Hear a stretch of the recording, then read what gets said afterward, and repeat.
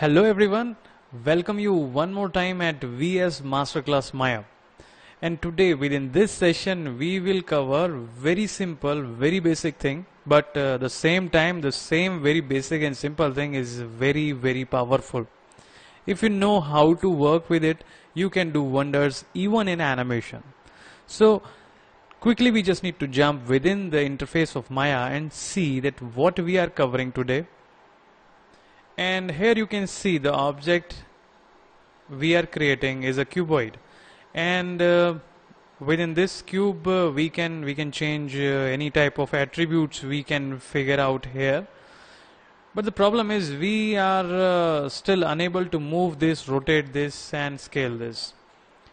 If you are new to the channel and watching the same content, same video for the very first time with VS Masterclass Maya, so you just need to quickly check this video where you can check that how you can utilize the transformation tools of Maya.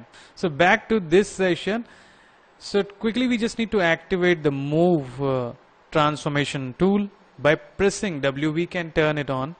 This is actually known as gizmo, we know very well. But the main thing is what actually we just wanted to cover within this session. In this session we are covering pivot. You can also call it pivot if you generally follow the British accent, but I generally opted the American accent.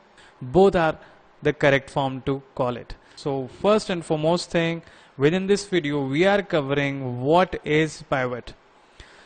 Basically pivot is the core weight of an object.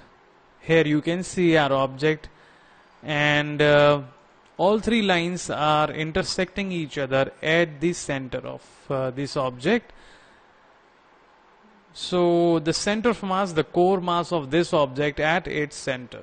So if we just want to rotate this, we can rotate this object, but you can quickly figure out that from its core center the object is rotating. The center of mass is at the center of the object. If you are using the Adobe softwares, you will know what exactly anchor point is.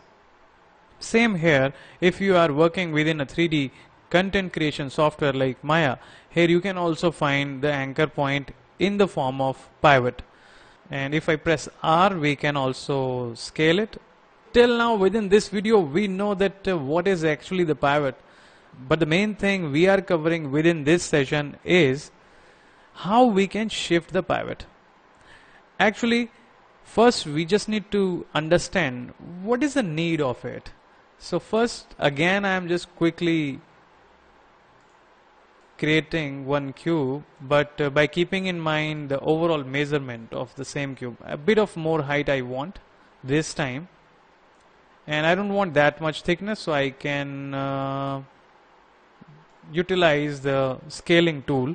We can shift this cuboid in the form of a door or a ply, you can see.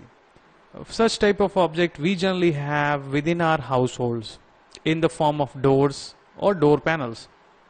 But the problem is, if I just want to rotate this door-like volume or door-like cuboid, you will observe the object is rotating, but it is not behaving like the door we generally have.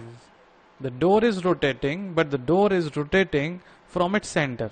We just want to shift the center rotation from one side, like a door will behave. If we closely observe a door has two or more hinges at one side, possibly left or right. So same way we have to also shift our pivot from its center to a side at least. So how we can change the pivot? Till now we know the role of pivot, but how we can change the pivot is the trick, and the trick is the shortcut. And if we just want to shift our pivot from its center to a corner or any desired location we really want, we can do the same by pressing D. So only one time you have to press D, and you will see a rotation globe around your gizmo.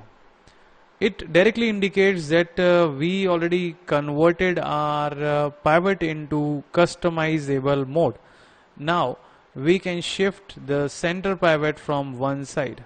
and if I hit E this time, you can turn off your customize mode by pressing D again. Now if you just want to rotate your door, I can press E, and now you can see the cuboid now behaving like a door. Same way you can also shift this pivot by pressing D again. I can shift it at a corner, and now you will see it is behaving like this. Because we already shifted our pivot point from its center to a side to a corner of an object, each time we are rotating we will get different and special treatment. Even if you press R, you can also see first the object was scaling from its center, but now the same object is scaling from its corner. So that is how you can customize your pivot. But one more thing I would love to add here as a bonus, that how we can reset whatever we did with the pivot point just now. Over the top of menu you will find modify, and under modify you will see the pivot options, and under the pivot option you can find center pivot. So quickly we just need to press center pivot. Here you can see center pivot again. So if I press center pivot and hit W again, you will see the object's core pivot point, center, mass or anchor point, or the pivot point is again at its center. So that is how you can reset whatever you did with your pivot point.